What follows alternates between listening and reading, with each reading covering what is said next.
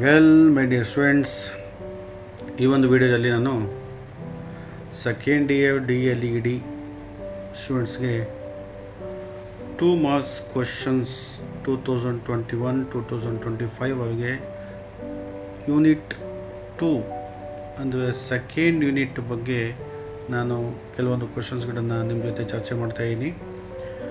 Without wasting time ನಾವು ಕ್ವಶನ್ಸ್ಗೆ ಹೋಗ್ಬಿಡೋಣ.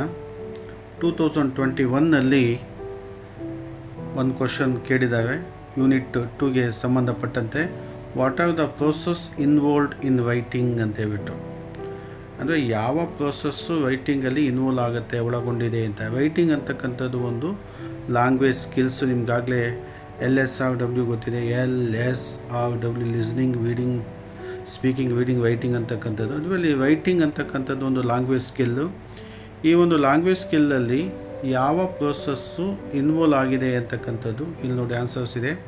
Process involved in writing, ಮೊದಲನೇ ಹಂತ ಯಾವುದು, ಮೊದಲನೇ ಒಂದು ಸ್ಟೆಪ್ ಯಾವುದು ಅಂದರೆ ಪ್ರೀ ರೈಟಿಂಗ್ ಆಗುತ್ತೆ. ಪ್ರೀ ರೈಟಿಂಗ್ ಅಂದರೆ ರೈಟಿಂಗಿಂತ ಮುಂಚೆ, ಬಿಫೋರ್ ರೈಟಿಂಗ್ ಅಂತ ಹೇಳ್ಬಿಟ್ಟು. ಬಿಫೋರ್ ರೈಟಿಂಗ್ ನಾವೇನು ಮಾಡಬೇಕಾಗತ್ತೆ, ಜನರೇಟಿಂಗ್ ಆ್ಯಂಡ್ ಆರ್ಗನೈಸಿಂಗ್ ಐಡಿಯಾಸ್. ನಾವು ಯಾವುದೇ ಆರ್ಟಿಕಲನ್ನು, ಎಸ್ಸೇನ ರೈಟಿಂಗ್ ಮಾಡಬೇಕಾದ್ರೆ ನಾವು ಮೊದಲು ಏನು ಮಾಡಬೇಕಾಗತ್ತೆ, ಐಡಿಯಾಸನ್ನು ಜನರೇಟ್ ಮಾಡ್ಕೋಬೇಕು, ಸಂಗ್ರಹ ಮಾಡ್ಕೋಬೇಕು, ಆರ್ಗನೈಸ್ ಮಾಡಬೇಕು, ವ್ಯವಸ್ಥಿತಗೊಳಿಸಬೇಕು. ಇದು ಪ್ರೀ ರೈಟಿಂಗ್ ಹಂತದಲ್ಲಿ ಬರುತ್ತೆ, ಜನರೇಟಿಂಗ್ ಮತ್ತು ಆರ್ಗನೈಸಿಂಗ್ ಐಡಿಯಾಸ್. ಸೆಕೆಂಡ್ ಸ್ಟೆಪ್ ಏನು, ಡ್ರಾಫ್ಟಿಂಗ್ ಅಂತ. ಡ್ರಾಫ್ಟಿಂಗಲ್ಲಿ ನಾವೇನು ಮಾಡ್ತೀವಿ, ರೈಟಿಂಗ್ ದ ಫಸ್ಟ್ ವರ್ಷನ್, ಮೊದಲನೇ ವರ್ಷನನ್ನು ನಾವೇನು ಮಾಡ್ತೀವಿ, ಇಲ್ಲಿ ಬರಿತೀವಿ. ಇದನ್ನು ನಾವು ಡ್ರಾಫ್ಟಿಂಗ್ ಅಂತ ಹೇಳ್ತೀವಿ. ನಮ್ಮ ಸಂಗ್ರಹವಾದಂಥ ಆರ್ಗನೈಸ್ ಆಗಿರ್ತಕ್ಕಂಥ ಐಡಿಯಾಸ್ಗಳನ್ನು ನಾವು ಡ್ರಾಫ್ಟ್ ಮಾಡ್ತೀವಿ. ಇದು ಸೆಕೆಂಡ್ ಹಂತ ಆಗುತ್ತೆ. ಥರ್ಡ್ ಏನು, ರಿವೈಸಿಂಗ್ ಅಂತ. ರಿವೈಸಿಂಗಲ್ಲಿ ನಾವೇನು ಮಾಡ್ತೀವಿ, ಇಂಪ್ರೂವಿಂಗ್ ಐಡಿಯಾಸ್ ಆ್ಯಂಡ್ ಸ್ಟ್ರಕ್ಚರ್. ನಮ್ಮ ಐಡಿಯಾಸ್ಗಳನ್ನು, ಸ್ಟ್ರಕ್ಚರನ್ನು, ರಚನೆಯನ್ನು ನಾವು ಇಂಪ್ರೂವ್ಮೆಂಟ್ ಮಾಡ್ತೀವಿ. ಅದನ್ನು ರಿವೈಸಿಂಗ್ ಅಂತ ಹೇಳ್ತೀವಿ. ನಾಲ್ಕನೇದು ಎಡಿಟಿಂಗ್. ಎಡಿಟಿಂಗ್ ಅಂದರೆ ಏನಾದರೂ ಬದಲಾವಣೆ ಮಾಡಬೇಕಾ, ತಿದ್ದಬೇಕಾ, ಈ ಹಂತದಲ್ಲಿ ನೋಡ್ತೀವಿ. ಇಲ್ಲಿ ಕರೆಕ್ಟಿಂಗ್ ಗ್ರಾಮರ್, ವ್ಯಾಕರಣದಲ್ಲಿ ಏನಾದರೂ ತಪ್ಪಿದೆಯಾ ಅದನ್ನು ಕರೆಕ್ಷನ್ ಮಾಡ್ತಕ್ಕಂಥದ್ದು, ಸ್ಪೆಲ್ಲಿಂಗಲ್ಲಿ ತಪ್ಪಿದ್ರೆ ಕರೆಕ್ಷನ್ ಮಾಡ್ತಕ್ಕಂಥದ್ದು, ಪಂಕ್ಚುಯೇಷನ್, ಚಿಹ್ನೆಗಳಲ್ಲಿ ತಪ್ಪಿದ್ರೆ ನಾವೇನು ಮಾಡ್ತಕ್ಕಂಥದ್ದು, ಕರೆಕ್ಷನ್ ಮಾಡ್ಕೊಳ್ತಕ್ಕಂಥದ್ದು, ಇದೆಲ್ಲ ಇದೆ. ಸೊ ಇಲ್ಲಿ ರೈಟಿಂಗ್ ಪ್ರೋಸೆಸ್ಸಲ್ಲಿ ಏನೇನು ನೋಡ್ಬೋದು ನಾವು, pre writing, drafting, revising, editing. ಈ 4 ಹಂತಗಳನ್ನು ನೀವು ಮೆನ್ಷನ್ ಮಾಡಿದ್ರೆ ನಿಮಗೆ 2 ಅಂಕ ಸಿಗುತ್ತೆ. ನಾವು ಕ್ವಶನ್ ನಂಬರ್ 2ಗೆ ಹೋಗೋಣ. ಕ್ವಶನ್ ನಂಬರ್ 2 ಕೂಡ ಇಲ್ಲಿ 2021ನಲ್ಲಿ ಈಗಾಗಲೇ ಕೇಳಿದ್ದಾವೆ. Mention the sub skills of pronunciation ಅಂತಕ್ಕಂಥದ್ದು. ಪ್ರೊನೌನ್ಸಿಯೇಷನ್ಗೆ ಅಂದರೆ ಉಚ್ಚಾರಣೆಗೆ ಸಂಬಂಧಪಟ್ಟಂತೆ ಉಪಕೌಶಲಗಳನ್ನು ಮೆನ್ಷನ್ ಮಾಡಿ ಅಂತಕ್ಕಂಥದ್ದಿದೆ. ಸಬ್ ಸ್ಕಿಲ್ಸ್ ಆಫ್ ಪ್ರೊನೌನ್ಸಿಯೇಷನ್ ಅಂತ ಹಾಕ್ಕೊಂಡು ನೋಡಿ, ಉಚ್ಚಾರಣೆಯ ಉಪಕೌಶಲಗಳು ಏನು ಅಂತಕ್ಕಂಥದ್ದಿದೆ. ಮೊದಲನೇದಾಗುತ್ತೆ ಸ್ಟ್ರೆಸ್. ಸ್ಟ್ರೆಸ್ ಅಂದರೆ ಇಲ್ಲಿ ನಾವು ಒತ್ತನ್ನು ಕೊಡ್ತಕ್ಕಂಥದ್ದು. ವರ್ಡ್ ಮತ್ತು ಸೆಂಟೆನ್ಸ್ ಸ್ಟ್ರೆಸ್ಸನ್ನು ನಾವು ಅರ್ಥ ಮಾಡ್ಕೋಬೇಕಾಗತ್ತೆ. ಇದು ಪ್ರೊನೌನ್ಸಿಯೇಷನ್ಗೆ ಸಬ್ ಸ್ಕಿಲ್ ಆಗುತ್ತೆ. ಸ್ಟ್ರೆಸ್ ಅಂತಕ್ಕಂಥದ್ದು word stress, syllable stress, sentence stress ಎಲ್ಲ ನಿಮಗೆ ಗೊತ್ತಿರಬೇಕಾಗತ್ತೆ ಇಲ್ಲಿ ಪ್ರೊನೌನ್ಸಿಯೇಷನಲ್ಲಿ. ನಂತರ ಸೆಕೆಂಡ್ ಒನ್ ಏನು, intonation. Intonation rise and fall of voice ಅಂತ ಹೇಳ್ತೀವಿ. ನಮ್ಮ ವಾಯ್ಸ್ ಪಿಚ್ಚನ್ನು ನಾವು ಕೆಲವು ಸತಿ ರೈಸ್ ಮಾಡ್ತೀವಿ, ಕೆಲವು ಸತಿ ಫಾಲ್ ಮಾಡ್ತೀವಿ, ಅದನ್ನು ಇಂಟೊನೇಷನ್ ಅಂತೀವಿ. ಅದ್ರ ಬಗ್ಗೆ ನಾವು ತಿಳ್ಕೊಬೇಕಾಗತ್ತೆ. ರಿದಮ್. ರಿದಮ್ ಅಂದರೆ flow and timings of speech. ಇದು ಪೊಯಮಲ್ಲಿ ಬರುತ್ತೆ. ನಮ್ಮ ಒಂದು timing of speech, flow, rhythm, ಇದು ಕೂಡ ನಾವು ಪ್ರೊನೌನ್ಸಿಯೇಷನಲ್ಲಿ ಅರ್ಥ ಮಾಡ್ಕೋಬೇಕಾಗುತ್ತೆ. ಅದು ಸಬ್ ಸ್ಕಿಲ್ ಆಗುತ್ತೆ. ಮತ್ತು ಅಸೆಂಟ್, ಇಂಡಿವಿಜುವಲ್ ಸೌಂಡ್ಸ್ ಅಂತ ಹೇಳ್ತೀವಿ ಅದಕ್ಕೆ. ಅದನ್ನು ಕರೆಕ್ಟ್ ಆರ್ಟಿಕ್ಯುಲೇಷನ್ ಆಫ್ ಸೌಂಡ್ ಅಂತ, ಅಂದರೆ ಆರ್ಟಿಕ್ಯುಲೇಷನ್ ಅಂದರೂ ಕೂಡ ಉಚ್ಚಾರಣೆ ಅಂತ. ನಾವು ಸೌಂಡನ್ನು ಕರೆಕ್ಟಾಗಿ ಉತ್ಪತ್ತಿ ಮಾಡಬೇಕಾಗತ್ತೆ. ಇದೆಲ್ಲ ಕೂಡ ಯಾವುದ್ರಲ್ಲಿ ಬರುತ್ತೆ, ಸಬ್ ಸ್ಕಿಲ್ಸ್ ಆಫ್ ಪ್ರೊನೌನ್ಸಿಯೇಷನಲ್ಲಿ ಬರುತ್ತೆ. ಸ್ಟ್ರೆಸ್ಸು, ಇಂಟೊನೇಷನ್ನು, ರಿದಮ್ಮು, ಅಸೆಂಟ್ ಅಥವಾ ಇಂಡಿವಿಜುವಲ್ ಸೌಂಡ್ಸ್ ಅಂತ ಹಾಕಿದ್ರೆ ನಿಮಗೆ ಇಲ್ಲಿ 2 ಅಂಕಗಳು ಸಿಗುತ್ತೆ. ಕ್ವಶನ್ ನಂಬರ್ 3ಗೆ ಹೋಗೋಣ ನಾವು. ಇದು 2022ನಲ್ಲಿ ಕೇಳಿದ್ದಾನೆ. List the faulty reading habits ಅಂತ ಇದೆ. ಫಾಲ್ಟಿ ರೀಡಿಂಗ್ ಹ್ಯಾಬಿಟ್ಸ್ ಯಾವುದಿದೆ ಅದನ್ನು ಪಟ್ಟಿ ಮಾಡಿ ಅಂತ ಇದೆ. 2 ಮಾರ್ಕ್ಸ್ಗೆ 4 ಫಾಲ್ಟಿ ರೀಡಿಂಗ್ ಹ್ಯಾಬಿಟ್ಸ್ನ ಪಟ್ಟಿ ಮಾಡೋದು ಸಾಕಾಗುತ್ತೆ. ಫಾಲ್ಟಿ ರೀಡಿಂಗ್ ಹ್ಯಾಬಿಟ್ಸ್ ಅಂತ ಇಲ್ಲಿ ಹಾಕ್ಕೊಂಡಿದ್ದೀನಿ. ಮೊದಲನೇದು ರಿಗ್ರೆಷನ್ ಆಗುತ್ತೆ. ಸೆಕೆಂಡ್ ಒನ್ ವೋಕಲೈಸೇಷನ್ ಅಂತ ಹೇಳ್ತೀವಿ. ಥರ್ಡ್ ಒನ್ ಸಬ್ ವೋಕಲೈಸೇಷನ್ ಅಂತ ಹೇಳ್ತೀವಿ. 4ನೇದಿಗೆ ಫಿಂಗರ್ ಪಾಯಿಂಟಿಂಗ್ ಅಂತ ಹೇಳ್ತೀವಿ. ಇಲ್ಲಿ ರಿಗ್ರೆಷನ್ ಅಂದ್ರೇನು, going back and reading frequently ಅಂದರೆ ಒಂದು ಸತಿ ನಾವೇನು ಮಾಡ್ತೀವಿ, ಓದ್ತೀವಿ, ಪುನಃ ಹಿಂದೆ ಬರ್ತೀವಿ. For example Ravi is going to school, Ravi is going ಈ ಥರ ಗೋಯಿಂಗ್ ಬ್ಯಾಕ್ ಆಗ್ತಕ್ಕಂಥದ್ದು. ಇದನ್ನು ನಾವೇನಂತೀವಿ, ರಿಗ್ರೆಷನ್ ಅಂತೀವಿ. ಗೋಯಿಂಗ್ ಬ್ಯಾಕ್ ಅಂದರೆ ನಾವು ಮತ್ತೆ ಹಿಂದೆನೇ ಬರ್ತೀವಿ, ಪುನಃ ಓದ್ತೀವಿ ಪದೇ. ಇದನ್ನು ನಾವು ರಿಗ್ರೆಷನ್ ಅಂತೀವಿ. ವೋಕಲೈಸೇಷನ್ ಅಂದರೆ reading aloud or moving lips while reading. Vocalization ಅಂತ ಹೇಳಿದ್ರೆ ಗಟ್ಟಿಯಾಗಿ ಓದ್ತಕ್ಕಂಥದ್ದು, ತುಟಿಗಳನ್ನು ಓಪನ್ ಮಾಡಿ ಓದ್ತಕ್ಕಂಥದ್ದು, ಇದು ವೋಕಲೈಸೇಷನ್ ಆಗುತ್ತೆ. ಇದು ಕೂಡ ಫಾಲ್ಟಿ ರೀಡಿಂಗ್ ಹ್ಯಾಬಿಟ್ ಆಗುತ್ತೆ. ಸಬ್ ವೋಕಲೈಸೇಷನ್ ಅಂದಾಗ ಮರ್ಮರಿಂಗ್ ವರ್ಡ್ ಸೈಲೆಂಟ್ಲಿ ಅಂದರೆ ಗೊಣಗಾಡುವುದು ಅಂತೇಳಿ, ಸೈಲೆಂಟಾಗಿ ನಾವು ಪದಗಳನ್ನು ಹೇಳ್ತಕ್ಕಂಥದ್ದು ಅಂತ ಹೇಳಿದ್ರೆ ಗೊಣಗಾಡುವುದು ಅಂತಕ್ಕಂಥದ್ದು ಸಬ್ ವೋಕಲೈಸೇಷನ್ ಆಗುತ್ತೆ. 4ನೇದು ಫಿಂಗರ್ ಪಾಯಿಂಟಿಂಗ್. ಫಿಂಗರ್ ಪಾಯಿಂಟಿಂಗ್ ಅಂದರೆ using finger to follow words ಅಂದರೆ ಬೆರಳನ್ನು ಪದಗಳ ಮೇಲೆ ಇಟ್ಕೊಂಡು ಪಾಯಿಂಟ್ ಮಾಡ್ಕೊಂಡು ಓದ್ತಕ್ಕಂಥದ್ದು ಕೂಡ ಏನಾಗಿದೆ, ಫಾಲ್ಟಿ ರೀಡಿಂಗ್ ಹ್ಯಾಬಿಟ್ ಆಗಿದೆ. ಇದು 4 ಫಾಲ್ಟಿ ರೀಡಿಂಗ್ ಹ್ಯಾಬಿಟನ್ನು ನೀವು ಮೆನ್ಷನ್ ಮಾಡಿದ್ರೆ ನಿಮಗೆ ಎಷ್ಟು ಅಂಕಗಳು ಸಿಗುತ್ತೆ? 2. ನಿಮಗೆ ಇದು ಡೀಟೇಲಾಗಿ ಬೇಕಾಗಿಲ್ಲ. ರಿಗ್ರೆಷನ್ನು, ವೋಕಲೈಸೇಷನ್ನು, ಸಬ್ ವೋಕಲೈಸೇಷನ್ನು, ಫಿಂಗರ್ ಪಾಯಿಂಟಿಂಗು ಇಷ್ಟೇ ಬರೋದು ಕೂಡ ಸಾಕಾಗುತ್ತೆ, ನಿಮಗೆ 2 ಅಂಕಗಳು ಸಿಗುತ್ತೆ. ನಿಮ್ಗೆ ಗೊತ್ತಾಗಲಿ ಅಂತ ಹೇಳ್ಬಿಟ್ಟು ನಾನೇನು ಮಾಡಿದ್ದೀನಿ, ಒಂದು ಸೆಂಟೆನ್ಸ್ನ ಕಂಟಿನ್ಯೂ ಅದರ ಮುಂದೆ ಮಾಡಿದ್ದೀನಿ. 4ನೇದು ಇದು ಕೂಡ 2022ನಲ್ಲಿ ಕೇಳಿದ್ದಾನೆ. Writing is developmental process, list the steps ಅಂತ ಇದೆ. ಈಗಾಗಲೇ ಇದು 2021ನಲ್ಲಿ ಕೇಳಿದ್ದಾನೆ. ರೈಟಿಂಗ್ ಪ್ರೋಸೆಸ್ ಅನ್ನೂ ಒಂದೇ, ಡೆವಲಪ್ಮೆಂಟಲ್ ಪ್ರೋಸೆಸ್ ಅನ್ನೂ ಒಂದೇ. ಇದನ್ನು ಅರ್ಥ ಮಾಡ್ಕೊಳ್ಳಿ ನೀವು.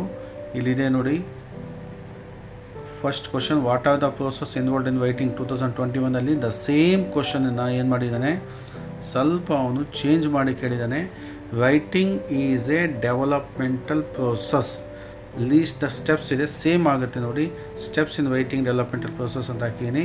ಪ್ರೀ ರೈಟಿಂಗಿಂತ ಮುಂಚೆ ಜನರೇಟಿಂಗ್ ಆ್ಯಂಡ್ ಆರ್ಗನೈಸಿಂಗ್ ಐಡಿಯಾಸ್, ಈಗಾಗಲೇ ಅದ್ರ ಬಗ್ಗೆ ಡಿಸ್ಕಸ್ ಆಗಿದೆ.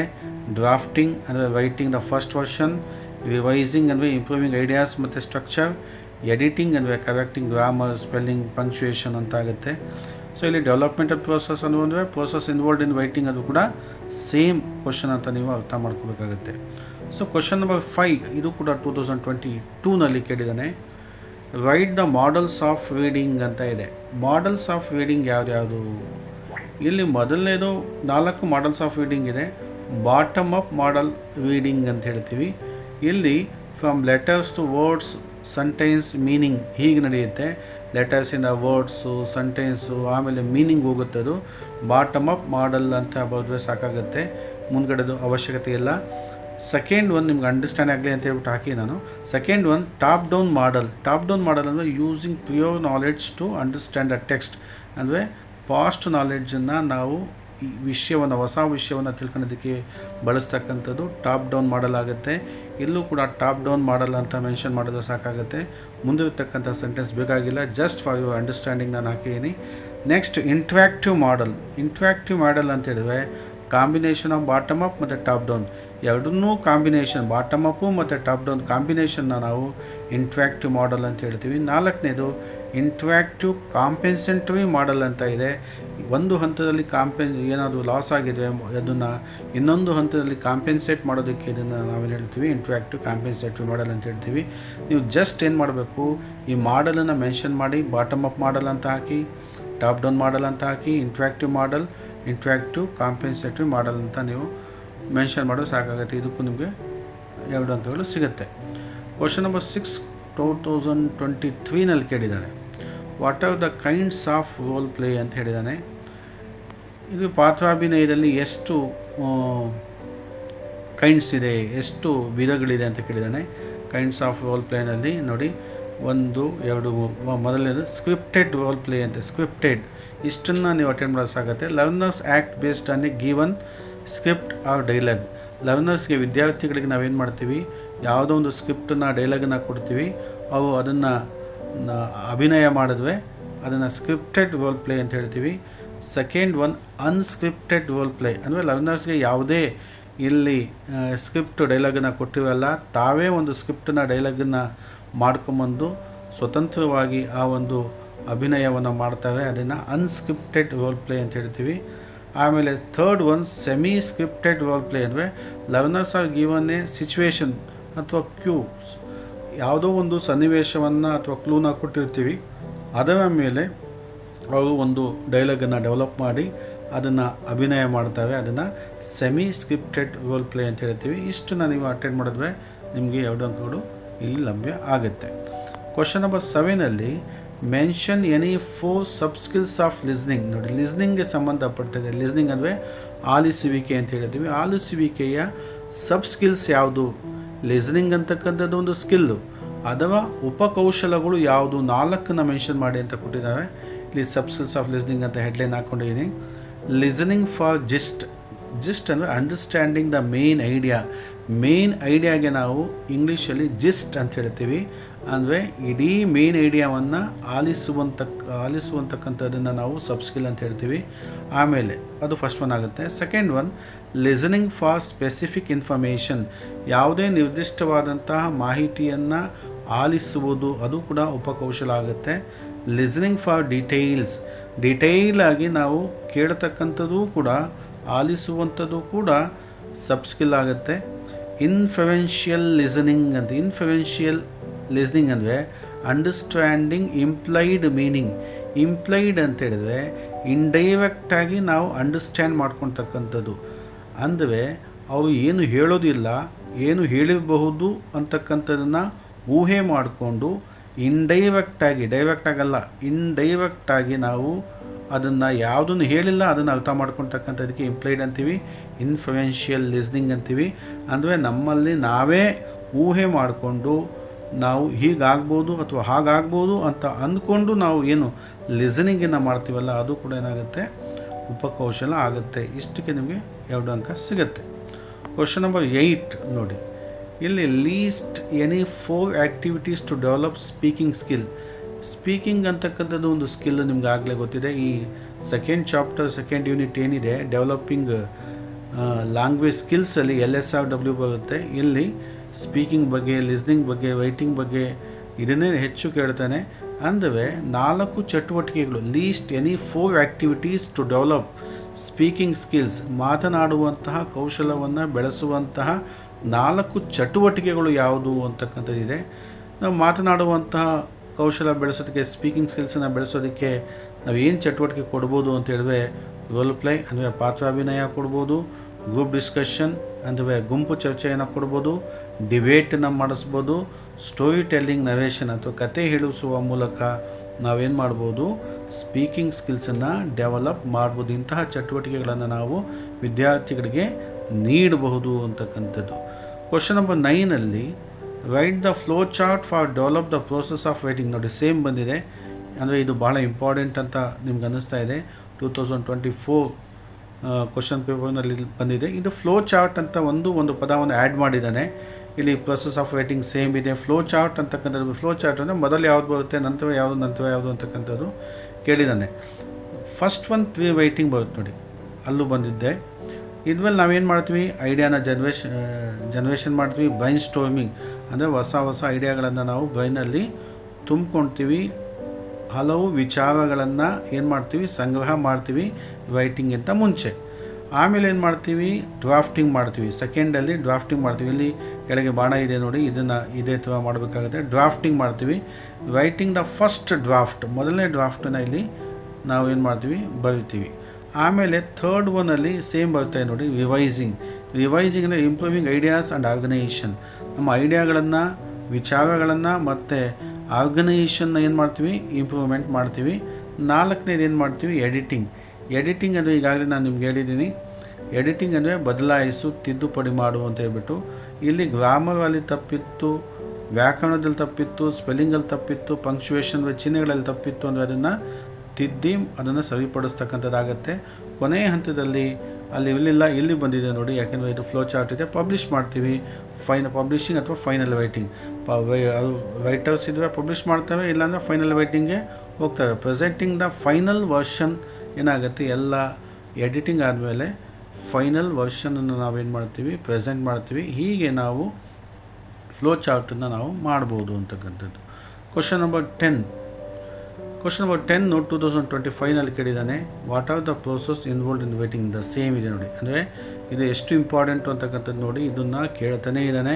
ದ ಸೇಮ್ ಥಿಂಗ್ ಬಂದಿದೆ. Process involved in writing, pre writing, drafting, revising, editing. Same is generating organized ideas, writing the first version, improving ideas and structure, correcting grammar, spelling, pronunciation. The same questions ಏನಾಗ್ತಾ ಇದೆ 2021ನಲ್ಲೂ ಕೇಳಿದ್ದಾನೆ, 2022ನಲ್ಲಿ ಕೇಳಿದ್ದಾನೆ, 2024ಅಲ್ಲಿ ಕೇಳಿದ್ದಾನೆ. ಅದು ಇದು ಬಹಳ important ಅಂತ ನೀವು ಅರ್ಥ ಮಾಡ್ಕೋಬೇಕಾಗತ್ತೆ. ಕ್ವಶನ್ ನಂಬರ್ 11 ಏನಿದೆ, mention any 4 sub skills of listening. ಈಗಾಗಲೇ ಬಂದಿತ್ತಿದ್ದು 2022ನಲ್ಲಿ ಏನೋ ಬಂದಿತ್ತಿದ್ದು ಸಬ್ ಸ್ಕಿಲ್ಸ್ ಆಫ್ ಲಿಸ್ನಿಂಗ್. ಈಗಾಗಲೇ ನಿಮ್ಗೆ ಹೇಳಿದ್ದೀನಿ. ಲಿಸನಿಂಗ್ ಫಾರ್ ಜಿಸ್ಟ್ ಅಂದರೆ understanding the main idea, listening for specific information ಅಂತ ಹೇಳಿದ್ರೆ ಯಾವುದೇ ನಿರ್ದಿಷ್ಟವಾದಂಥ ಮಾಹಿತಿಯನ್ನು ಕೇಳ್ತಕ್ಕಂಥದ್ದು, ಆಲಿಸ್ತಕ್ಕಂಥದ್ದು. ಲಿಸ್ನಿಂಗ್ ಫಾರ್ ಡೀಟೇಲ್ಸ್, ಆಮೇಲೆ ಡೀಟೇಲಾಗಿ ಲಿಸ್ನಿಂಗ್ ಮಾಡ್ತಕ್ಕಂಥದ್ದು. ಇನ್ಫ್ಲುಯೆನ್ಷಿಯಲ್ ಲಿಸ್ನಿಂಗ್ ಅಂತ ಹೇಳಿದ್ರೆ ಅಂಡರ್ಸ್ಟ್ಯಾಂಡಿಂಗ್ ಇಂಪ್ಲೈಡ್ ಅಂದರೆ ಇಂಡೈರೆಕ್ಟಾಗಿ ನಾವು ಲಿಸನಿಂಗನ್ನು ಮಾಡುವಂಥದ್ದು, ಆಲಿಸುವಿಕೆಯನ್ನು ಮಾಡತಕ್ಕಂಥದ್ದು ಏನಾಗುತ್ತೆ, ಸಬ್ ಸ್ಕಿಲ್ಸ್ ಆಗುತ್ತೆ. ಈ 4 ಏನಾಗುತ್ತೆ, ಸಬ್ ಸ್ಕಿಲ್ಸ್ ಆಗುತ್ತೆ. Listening for gist, listening for specific information, listening for details, influential listening. So ಹೀಗೆ ನಾವು 11 ಕ್ವಶನ್ಸನ್ನು ನಾವು 2021ಇಂದ 2025ವರೆಗೂ ನಾವೇನು ಮಾಡಿದ್ವಿ, ಈಗ ಡಿಸ್ಕಸ್ ಮಾಡಿದ್ವಿ. ಇದರಲ್ಲೇ ಅನೇಕ ಕ್ವಶನ್ಗಳು ಏನಾಗ್ಬೋದು, ನಿಮಗೆ ರಿಪೀಟ್ ಆಗ್ಬೋದು.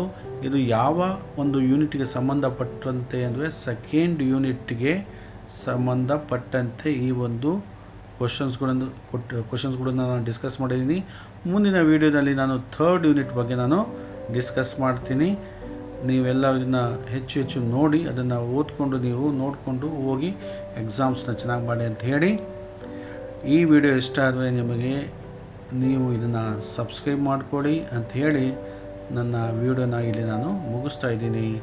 ಧನ್ಯವಾದಗಳು.